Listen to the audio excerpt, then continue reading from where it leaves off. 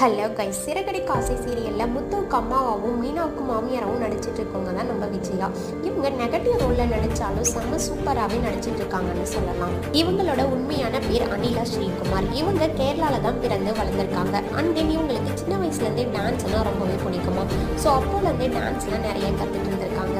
அனிலா ஸ்ரீகுமாருக்கு பார்த்தீங்கன்னா சின்ன வயசுலேருந்து சினிமா மேலே ரொம்பவே இன்ட்ரெஸ்டாக இருந்திருக்காங்க. ஸோ அதனால் மலையாளத்தில் ஃபஸ்ட்டு சர்க்கம் திரைப்படத்தில் நடிச்சு தான் சினிமா ஃபீல்டெல்லாம் அறிமுகமாயிருக்காங்க. அதுக்கப்புறம் நிறைய மூவிஸில் நடிச்சிருக்காங்க. பட் மூவிஸ் எதுவும் இவங்களுக்கு பெருசாக ஹிட்டு கொடுக்கலையா. ஸோ அதனால் சீரியலில் நடிக்க ஆரம்பிச்சிட்டாங்களாம்.